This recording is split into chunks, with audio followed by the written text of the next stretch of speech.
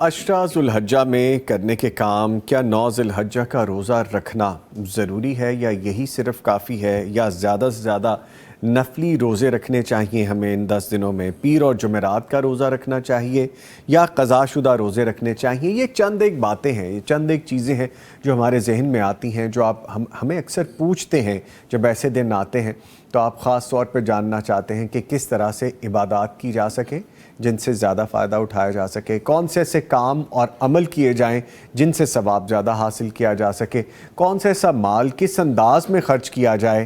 ان سب چیزوں کے حوالے سے ہم ابھی گفتگو کرنے والے ہیں، اور معزز مہمان ہمارے ساتھ موجود ہیں۔ تعارف کرواتا چلوں، فاضل مدینہ یونیورسٹی ہیں جناب مولانا محمد زبیر عقیل صاحب۔ سر السلام علیکم۔ وعلیکم السلام۔ کیسے سر؟ خیریت سے؟ اللہ تعالیٰ کو خوش رکھے۔ جزاکم اللہ خیرہ۔ خوش رہیے، ہنستے مسکراتے رہیے، ایسی صحت مند رہیے، پروگرام میں آتے رہیے اور ہم آپ سے سوالات کے جوابات جانتے رہے۔ اللہ تعالیٰ کو خوش رکھے جی۔ جزاکم اللہ خیرہ۔ ان کے ساتھ ایک اور بڑی پیاری شخصیت موجود ہیں، جناب ڈاکٹر محمد ابراہیم سلفی صاحب، اسلامک اسکالر ہیں، سوالات کے جوابات یہ بھی دیتے ہیں، اور آج کے ٹاپک پہ ڈیٹیل سے جو ہم گفتگو کریں گے اس میں ان کا اپنا اہم حصہ ہوگا۔ ڈاکٹر صاحب السلام علیکم۔ وعلیکم السلام۔ آپ بھی سر خیریت سے؟ الحمدللہ، ماشاء اللہ ماشاء اللہ، جزاکم اللہ خیر۔ نہیں جی، دونوں بڑے معزز مہمان ہیں، میں زیادہ موقع انہی کو دوں گا تاکہ زیادہ سے زیادہ چیزیں ہم جان سکیں جو کہ آپ کے ذہن میں آئی ہیں۔ ہمیں کالز بھی موصول ہو رہی تھیں پہلے سیگمنٹ میں، سوالات ریٹرن میں بھی آ رہے تھے، ان ساری چیزوں میں یہی جاننے کی کوشش آپ بھی کر رہے ہیں، اور ہماری کوشش بھی یہ ہے کہ ہم آپ کو بتائیں کہ کیا کام ہمیں کرنے چاہیے ان دنوں میں۔ سر، آپ سے میں گفتگو کا آغاز کروں گا، فرمائیے گا کہ اگر آپ حج پر نہیں جا سکے انفارچونیٹلی، یا اگر ابھی حالات اجازت نہیں دیتے، تو عشرہ ذوالحجہ میں کون سے ایسے کام ہیں جن کو کر کے آپ حج کے ثواب کے مستحق بن سکتے ہیں؟ بسم اللہ والصلاۃ والسلام علی رسول اللہ۔ ایک تو پہلی بہت بڑی سعادت ہے کہ جو حج پہ چلا جاتا ہے، جو رہ گئے ہیں اللہ تعالیٰ ان کو بھی آئندہ موقع دے، بار بار دے۔ آمین۔ عشرہ ذوالحجہ کے حوالے سے جب بندہ حج کرتا ہے تو سال میں ایک ہی حج ہے۔ عمرہ اگر وہاں جا کے کوئی کرے تو ایک دفعہ کر لیا، اس کے بعد اگلی دفعہ مدینہ منورہ سے کر لے گا، کوئی طائف سے جا کے کر لے گا۔ عمرہ ایک سفر میں زیادہ بھی ہو سکتے ہیں۔ حج تو سال میں ایک ہی ہے۔ حج یہ نہیں کر سکتا کہ آج حج کر لیا کل پھر نیا احرام باندھ کے حج کر لیں۔ تو نبی علیہ الصلوۃ والسلام نے ہمیں ایک ایسا عمل بتلایا کہ آپ 365 دنوں میں 365 دفعہ ہی حج کا ثواب پا سکتے ہیں۔ نبی علیہ السلام نے فرمایا کہ جو بندہ فجر کی نماز پڑھنے کے بعد اپنی جگہ پہ بیٹھ جائے اور طلوع آفتاب اس کا انتظار کرے، تب تک بیٹھا رہے، اس کے بعد 2 رکعت پڑھے، تو آپ نے فرمایا کہ اسے ایک حج اور ایک عمرے کا ثواب کتنا ملے گا؟ تامتاً تامتاً تامتاً۔ اگر پیارے حبیب علیہ الصلوۃ والسلام ایک دفعہ تامتاً فرما دیتے تو پھر بھی پورا ہی تھا۔ جی، اللہ کے نبی علیہ السلام نے 3 دفعہ فرمایا کہ یہ عمل کر لو، آپ کو ایک حج اور ایک عمرے کا ثواب پورے کا پورا ایک ثواب مل جائے گا۔ تو یہ سمجھ لیں کہ بندہ ہر دن ایک حج کا ایک عمرے کا ثواب پا سکتا ہے۔ یہ ہماری سستی ہے یا ہمارا اس طرف دھیان نہیں جاتا کہ ہم فرضی نمازیں تو پڑھتے ہیں، نوافل رہ جاتے ہیں۔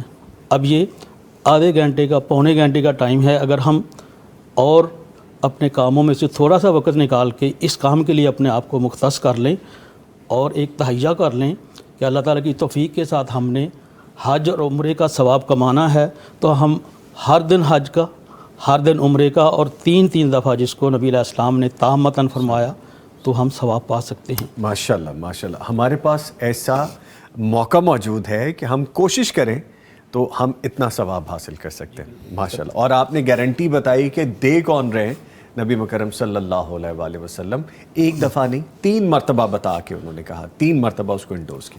ٹھیک ہے ڈاکٹر صاحب، آپ سے گزارش یہ ہے کہ چونکہ ہم عشرہ ذوالحجہ کے حوالے سے بات کریں تو اس کا استقبال، اس عشرہ ذوالحجہ کا جو استقبال ہے وہ کیسے کیا جائے؟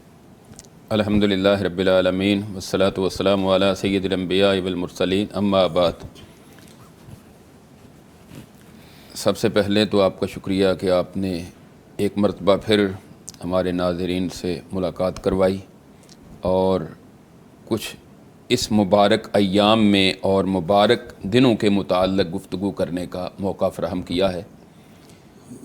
تو جس طرح ہم رمضان المبارک سے پہلے رمضان المبارک کی تیاری کرتے ہیں کہ اس سے پہلے اپنے گھر کے ساز و سامان کو پورا کرتے ہیں، اپنی ذمہ داریوں کو اس طرح مینج کرتے ہیں کہ رمضان المبارک میں بھرپور عبادت کر سکیں، اسی طرح ہمیں چاہیے کہ عشرہ ذو الحجہ سے پہلے اس ذو الحجہ کی اہمیت، اس کی فضیلت اور اس کی منزلت کا خیال کرتے ہوئے اس کے لیے تیاری کریں جی کہ ہم نے اس عشرہ ذو الحجہ میں قرآن کریم کی کتنی تلاوت کرنی ہے، تسبیحات، تحلیلات، تکبیرات، تحمیدات، اس کا کتنا اہتمام کرنا ہے، اور اس میں ہم نے روزے رکھنے کے لیے ہمارا کیا پروگرام ہے، ہماری پلاننگ کیا ہے، ہم نے کتنے روزے رکھنے ہیں اس میں، اور پھر اس میں قربانی ہے جو ایک عظیم عمل ہے، قربانی کے لیے اہتمام کیا جائے۔ اگر وقتی طور پر آپ کے پاس اتنے وسائل نہیں تو آپ اس کو بھی مینج کرنے کی کوشش کریں۔ یعنی اس عشرے کے جتنی بھی کام کرنے والے ہیں ان کی ہمیں عشرہ شروع ہونے سے پہلے پلاننگ کرنی چاہیے۔ ہمارے ہاں ہوتا یہ ہے کہ رمضان المبارک کا آخری عشرہ بہت فضیلت والا ہے، جی اس کے بعد عید الفطر ہے، لوگ عید الفطر کی شاپنگ وغیرہ ساری راتوں میں کرتے رہتے ہیں، حتیٰ کہ وہ طاق راتیں، لیلۃ القدر، جی فضیلت والی رات کو بھی بازاروں میں ضائع کر دیتے ہیں۔ اسی طرح اس موقع پر عید الاضحیٰ ہے، تو عید الاضحیٰ کی شاپنگ وغیرہ اس عشرے میں کر کے اپنا ٹائم میں سمجھتا ہوں کہ وہ مناسب جگہ خرچ نہیں کرتے، صرف نہیں کرتے۔ ٹھیک تو چاہیے یہ کہ اپنی عید کی تیاری پہلے کر لیں اور اس عشرے کی بھرپور تیاری ہو کہ ہم نے اس عشرے میں بھرپور عبادت کا اہتمام کرنا ہے، جس طرح ہمارے اسلاف کیا کرتے تھے۔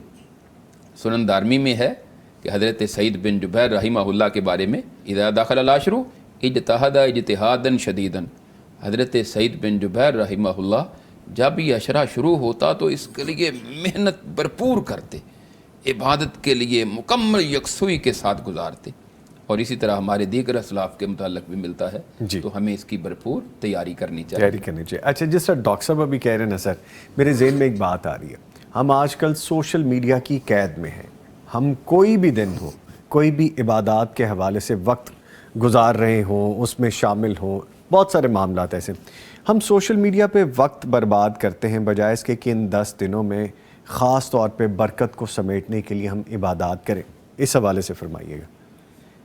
دیکھیں سوشل میڈیا میں آج نوجوان اتنا زیادہ محو ہو گیا ہے کہ میسج دیکھتا ہے نا، جی اب ایک اللہ تعالیٰ نے میسج دیا ہے، ایک اس کے اپنے دوست کی طرف سے میسج آیا ہے، تو یہ نوجوان کا بھی امتحان ہے کہ اللہ تعالیٰ کے میسج کو کتنی اہمیت دیتا ہے اور دوست کے میسج کو کتنی اہمیت دیتا ہے۔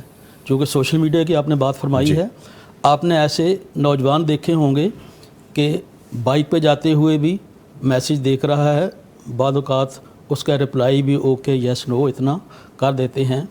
کوئی بندہ نماز کے بعد فوراً سب سے پہلا کام نوجوان یہ کرتے کہ موبائل دیکھ کے کوئی میسج تو نہیں آیا، کوئی رات کو آدھی رات سویا ہوا اٹھا ہے تو فوری طور پہ دیکھتا ہے کوئی میسج تو نہیں آیا۔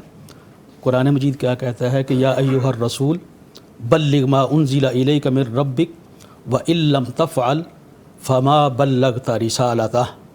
رسالہ یہ پیغام ہے کہ اے پیغمبر صلی اللہ علیہ وسلم آپ میرا پیغام ان کو پہنچا دیجئے، اگر آپ نے ایسے نہیں کیا تو میرا پیغام نہیں پہنچایا۔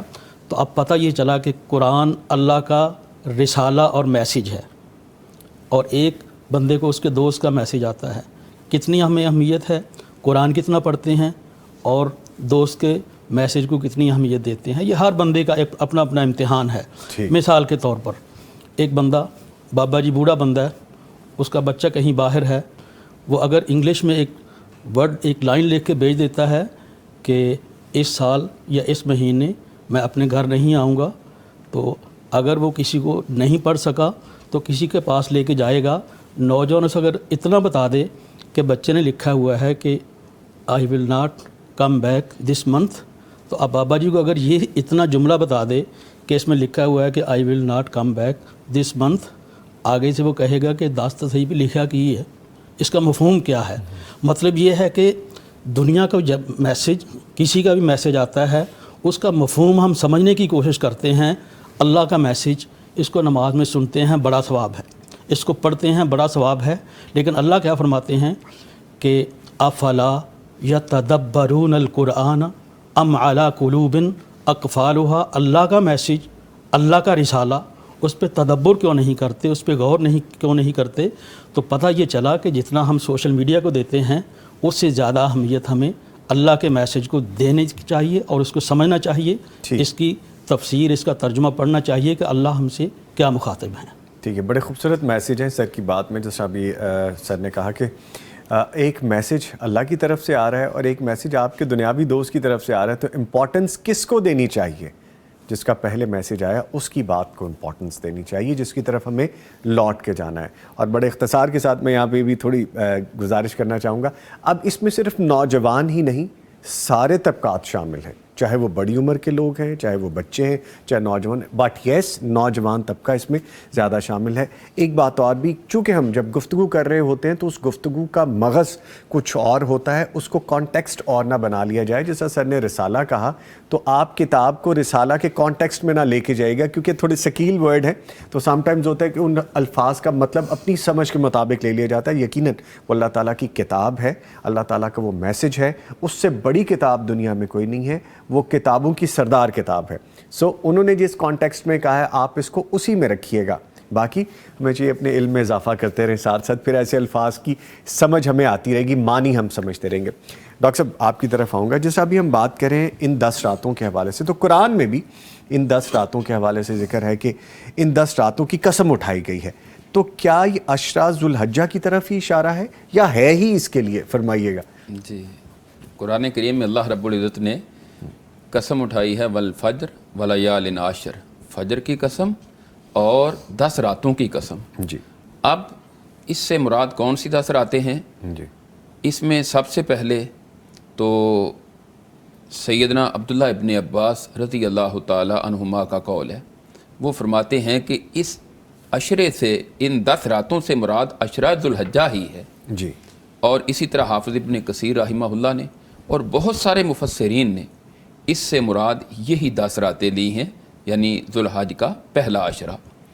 اور اس کے علاوہ چونکہ حدیث سے بھی اس کی فضیلت ثابت ہے, نبی کریم صلی اللہ علیہ وسلم نے بھی ان 10 راتوں کو اور پہلے عشرے کو, ذو الحج کا جو پہلا عشرہ ہے وہ افضل ایام الدنیا, کہ دنیا کے سب ایام سے افضل قرار دیا ہے. تو قرآن کریم کی ان آیات سے اور نبی کریم صلی اللہ علیہ وسلم کی دیگر احادیث سے یہ بات واضح ہوتی ہے کہ یہ عشرہ جو ہے یہ سب سے زیادہ اللہ کے ہاں محبوب ایام والا عشرہ ہے. نبی صلی اللہ علیہ وسلم نے ارشاد فرمایا کہ کوئی عمل بھی اللہ تعالیٰ کو ان ایام سے زیادہ محبوب نہیں ہوتا. یہ صحیح بخاری میں حدیث ہے. تو آپ سے صحابہ نے پوچھا اللہ کے رسول ولل جہاد فی سبیل اللہ, دیگر ایام میں اللہ کے راستے میں جہاد کرنا اس عشرے میں دیگر اعمال کے برابر نہیں ہو سکتا؟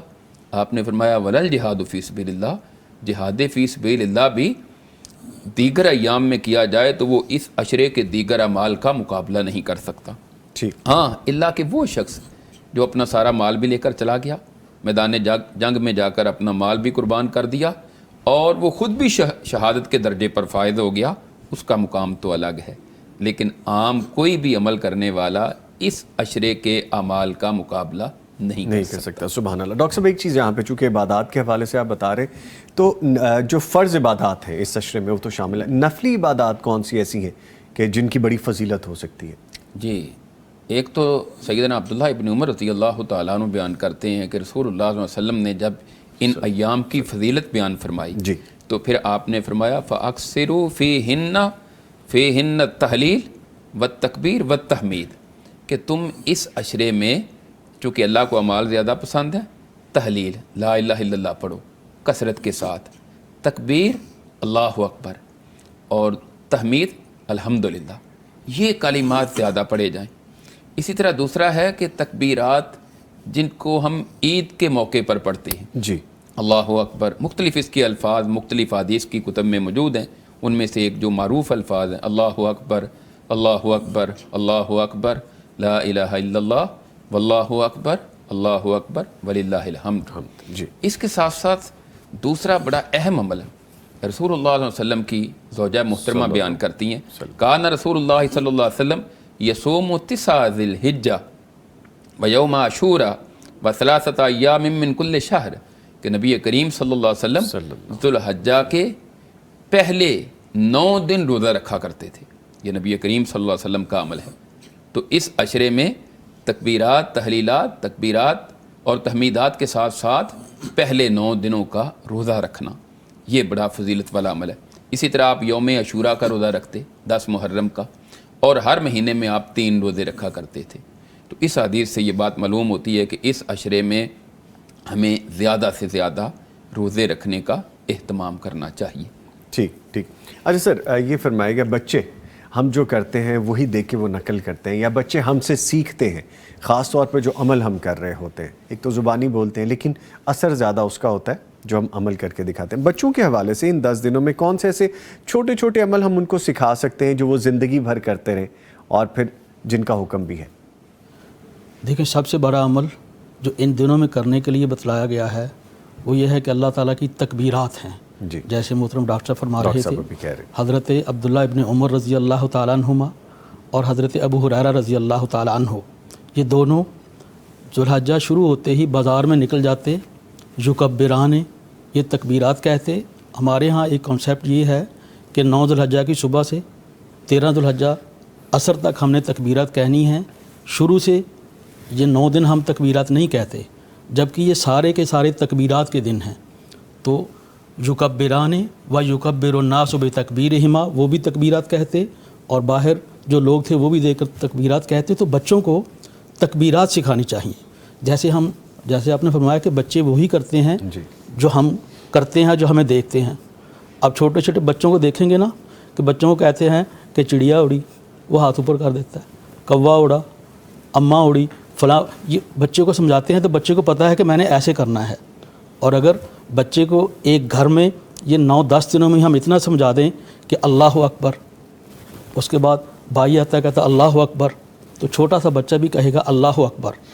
اگر اللہ اکبر ہی چھوٹے سے بچے کو ہم سمجھا دیں تو اس کی ساری زندگی یاد رہے گا کہ اللہ سے بڑا کوئی نہیں ہے، اللہ سے ہی مانگنا ہے.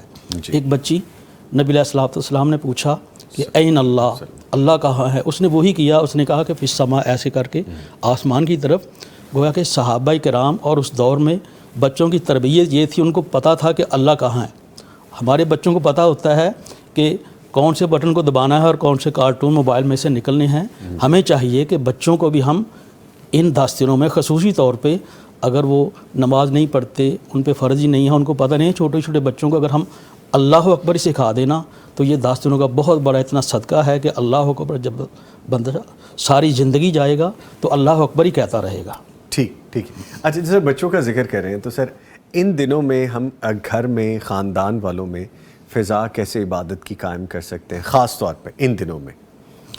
دیکھیں، ہمارے ہاں کوئی شادی ہے تو اس کے دعوت نامے بھی جاتے ہیں.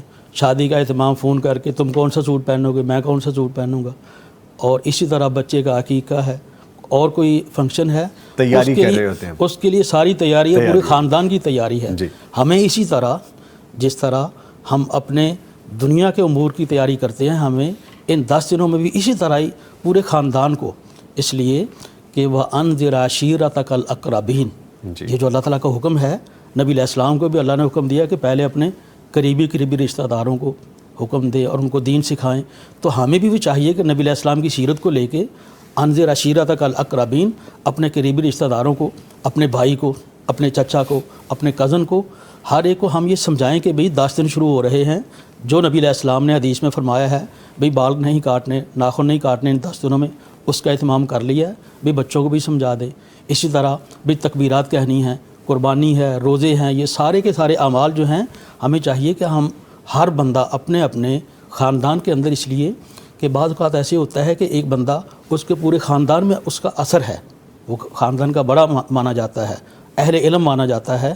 تو اگر وہ سب لوگوں کو اس کی ترغیب کرے اور اس کا اہتمام کروائے تو خاندان میں ایک ایسا ماحول پیدا ہو سکتا ہے کہ جہاں ہر طرف نیکی ہی نیکی پھیلتی رہے. ٹھیک ہے، یعنی کہ خود کو نمونے کے طور پہ پیش کریں آپ، تو ڈیفینیٹلی آپ کے گھر کے باقی افراد بھی اس میں شامل ہوں گے۔ ڈاکٹر صاحب، جس ابھی کچھ دیر پہلے ہم عبادات کے حوالے سے ذکر کر رہے تھے، تو کون سے ایسی نوافل عبادات ہیں کہ جن کی فضیلت بہت ہو سکتی ہے خاص طور پہ ان دنوں میں؟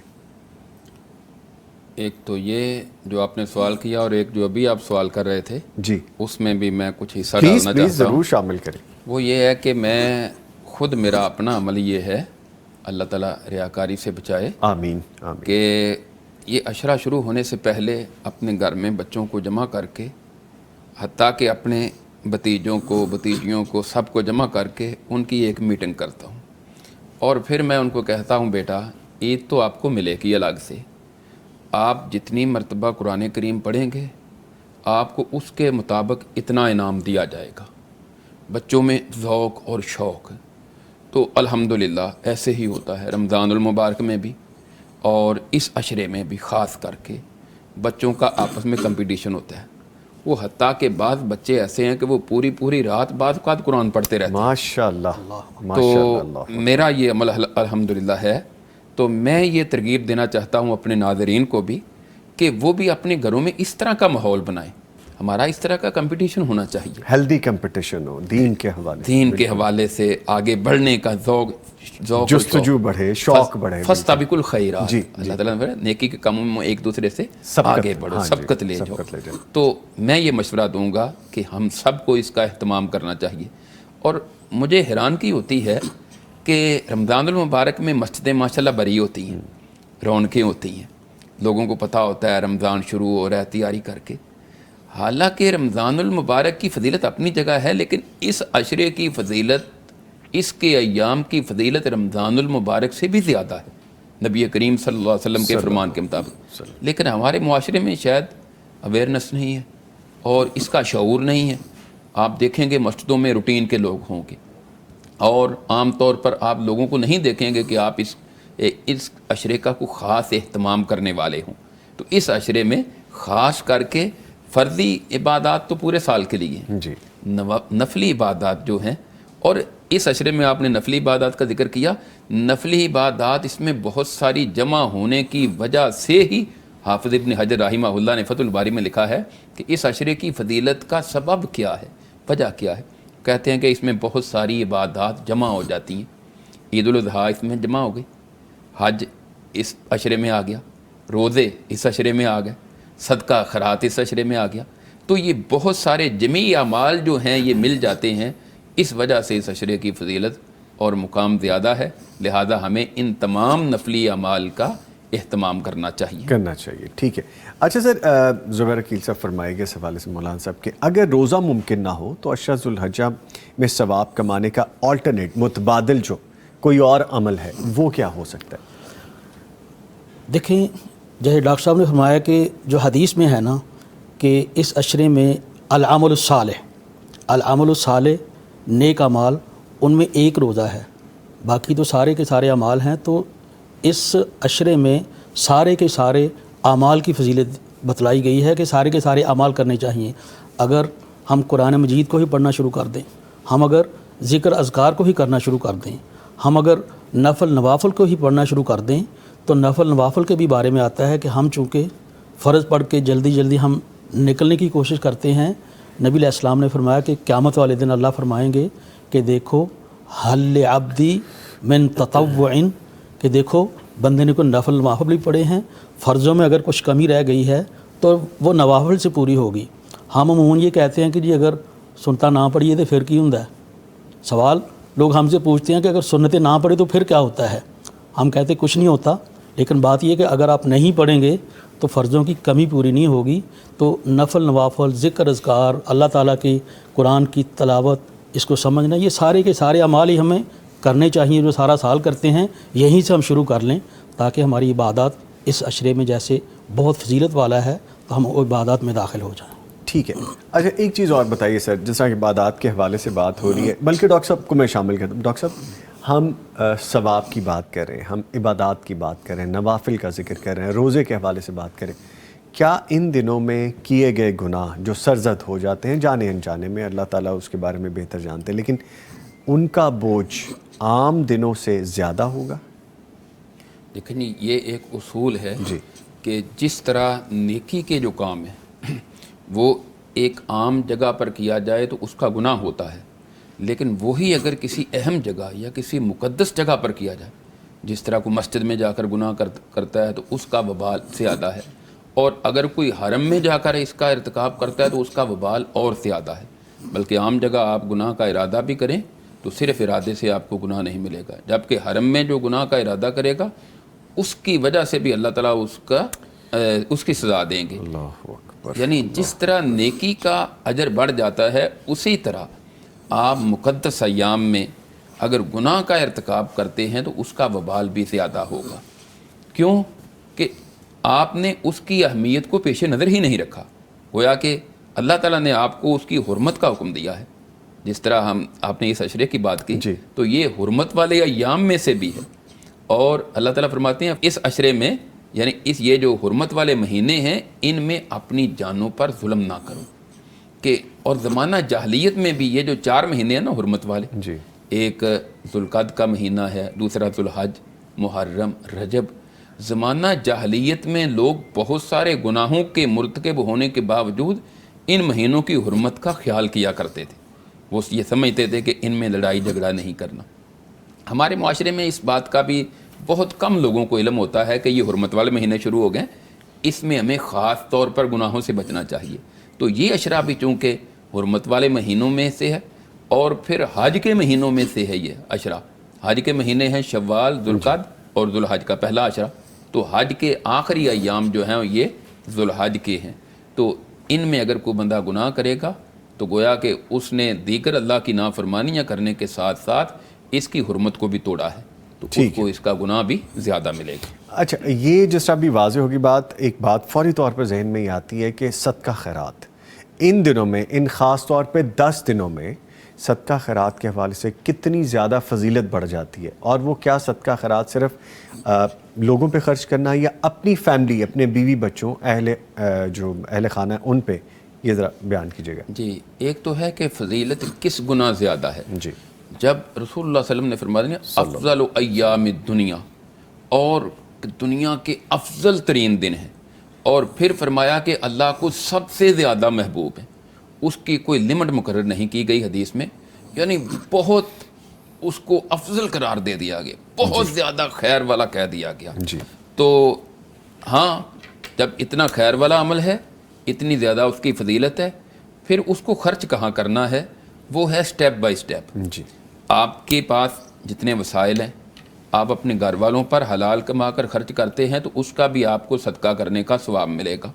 لیکن ایسا نہیں ہے کہ آپ گھر والوں پر تو لاکھوں خرچ کر دیں اور آپ کے ہمسائیگی میں آپ کے محلے دار غریب ہیں، ان کے پاس 2 وقت کا کھانا بھی نہ ہو۔ اس لیے سٹیپ بائی سٹیپ آپ بتدریج دیکھیں، جہاں جہاں ضرورت ہے اور جس موقع پر ضرورت ہے، اس میں سے ایک قربانی ہے کہ جس کا کوئی الٹرنیٹ نہیں ہے۔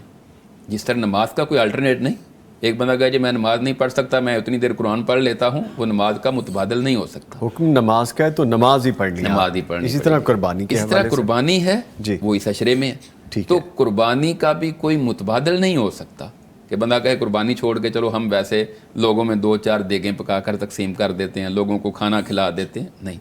تو جو بھی اعمال کرے گا وہ اس عشرے میں کرے گا، اس کا اجر اللہ کے ہاں انشاءاللہ اس کو بہت زیادہ ملے گا۔ اچھا، جیسے ابھی ڈاکٹر صاحب نے فرمایا مولانا صاحب کہ صدقہ خیرات کیا فضیلت ہے اس کی، اور کس پہ آپ کو مال خرچ کرنا چاہیے، یہ نہ ہو کہ آپ کے نیبرز میں، ہمسائے میں تو روٹی نہ پک رہی ہو اور ہم گھر والوں پہ خرچ کرتے جا رہے ہیں۔ ایک اور چیز ان 10 دنوں کے حوالے سے صلہ رحمی بھی ذہن میں آتی ہے۔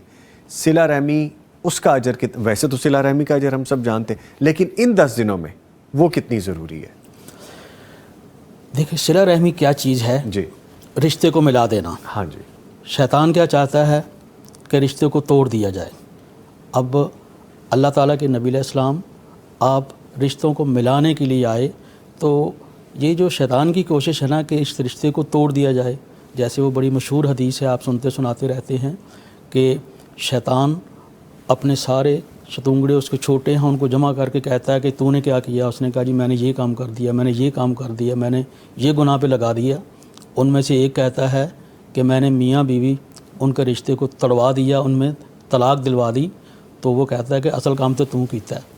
گویا کہ وہ اس پہ بڑا خوش ہوتا ہے کہ جب کہ قطع رحمی ہو جائے، جب کہ صلہ رحمی جو ہے وہ تو اتنا بڑا عمل ہے کہ جب دل کو ملا دیا جائے، آپس میں جوڑ دیا جائے. تو نبی علیہ السلام نے فرمایا کہ اے لوگو، تم صلہ الارحام، صلہ رحمی کرو، کھانا کھلاؤ، اور رات کو تم نماز پڑھو. جب لوگ سوئے ہوتے ہیں تو تم یہ کام کرنے سے تم سیدھے جنت میں چلے جاؤ گے. تو رشتوں کو جوڑنا چاہیے، اور خاص طور پہ جو خونی رشتے ہوتے ہیں، یہاں پہ چھوٹی چھوٹی بات پہ ہو جاتا ہے کہ تم کیڑا تے کیڑا ہی صحیح. پھر چھوٹی چھوٹی بات پہ لوگ روٹھ جاتے ہیں. ان کو آپس میں ملانا بہت بڑا کام ہے. اس لیے صلہ رحمی جہاں اور امور میں ہم کرتے ہیں، اپنے رشتہ دار خاندان، ہم ہر ایک جگہ پہ دیکھنا چاہیے کہ لوگوں کو آپس میں ملا کے دل ملا دینی چاہیے. محبتیں بڑھتی ہیں. اور نبی علیہ السلام نے فرمایا کہ میں تمہیں بتاؤں، جتنی دیر تک تمہاری آپس میں محبت نہیں آ سکتی اتنی دیر تک تم جنت میں نہیں جا سکتے. اللہ اکبر. میں مجھے بریک پہ جانا ہے، ایک میسج لینا ہے آپ سے کوئکلی مجھے، لیکن ایک چیز مجھے یہاں پہ بڑی اہم ہو گئی. آج کل تو ہم صلہ رحمی میں دیکھ رہے ہیں، غیر تو ایک طرف، والدین کے ساتھ بچے، بچوں کے ساتھ والدین، باپ بیٹی، بیٹی ماں، ان میں صلہ رحمی نہیں ہو رہی. ایک کوئک میسج اس حوالے سے بھی دے دیں، یہ دن بڑے اہم ہیں آگے. دیکھیں، گزارش یہ ہے کہ جو ملانے والا ہے، نبی علیہ السلام نے فرمایا کہ اللہ تعالیٰ اس کے دل کو ملا دیتا ہے. ملا دیتے ہیں. جو توڑنے والا ہے، اللہ تعالیٰ اس کے دل کو توڑ دیتا ہے. تو اس سے بڑی کیا بات ہے کہ جو بندہ ملا دیتا ہے تو اللہ اس کے دلوں کو ملا دے گا. بھائی بھائی سے مل جائے، بھائی بہن سے مل جائے، باپ کے ساتھ بے ادبی کرتا ہے تو اس کے ساتھ مل جائے، آپس میں مل جائیں تو اللہ تعالیٰ دلوں کو ملا دے گا. ملا دیتے ہیں. ڈاکٹر صاحب، ان عشرہ ذو الحجہ کے حوالے سے ایک مجھے چھوٹا میسج آپ سے چاہیے، پھر مولانا صاحب سے چاہیے، مجھے کلوزنگ کی طرف جانا ہے. سیدہ ام سلمہ رضی اللہ تعالیٰ عنہ بیان کرتی ہیں کہ رسول اللہ صلی اللہ علیہ وسلم نے فرمایا، من رآ ہلال ذی الحجہ واراد ان یضحی فلا یاخذن من شعرہ ولا من اظفارہ، کہ جو بندہ ذو الحج کا چاند دیکھ لے اور قربانی کرنے کا ارادہ بھی ہو تو اس کے بعد پھر وہ اپنے بال نہ کٹوائے اور اپنے ناخن نہ تراشے. چونکہ ہمارے پاکستان میں کل منگل کو شام کے وقت چاند نظر آنے کی امید ہے، تو اس لیے میسج یہی ہے، جو بھی قربانی کرنے کا ارادہ رکھتے ہیں اللہ تعالیٰ سب کو ویسے توفیق دے. آمین. تو جو بھی ارادہ رکھتے ہیں وہ اور اس کی پوری فیملی، وہ اس کی پابندی کرے. اور اس میں جو اہم بات ہے کہ قربانی کر کے وہ اپنی حجامت کروائے. لیکن بعض لوگ جو غیر شرعی حجامت کرواتے ہیں وہ قربانی کر کے بھی ایسی نہیں کروانی چاہیے، اس کی پاسداری کرنی چاہیے. ٹھیک. تو یہ بھی اس عشرے کے احترام میں سے ایک چیز شامل ہے. ٹھیک ٹھیک سر. جی، ایک بہت بڑا پیغام نبی علیہ السلام نے جو بتلایا ہے، جیسے ڈاکٹر صاحب نے فرمایا، اس سے اگلا سٹیپ ہم لے لیں. اگلی حدیث ہے، سنن نبی داؤد کی روایت ہے، صحیح حدیث ہے. نبی علیہ السلام نے فرمایا کہ جس بندے کے پاس قربانی کی طاقت نہیں ہے، ایک بندے نے کہا کہ حضور اگر میرے پاس دودھ دینے والی ایک چھوٹی سی بکری ہے، دودھ دینے والی بکری کو ہی ذبح کر دوں؟ آپ نے فرمایا کہ نہیں، اس 10 دنوں میں تو اپنے بالوں کو روک لے، ناخنوں کو روک لے. گویا کہ جیسے ڈاکٹر صاحب نے فرمایا کہ ناخن اور بال قربانی کرنے والا، یہ صحیح مسلم کی روایت میں ہے.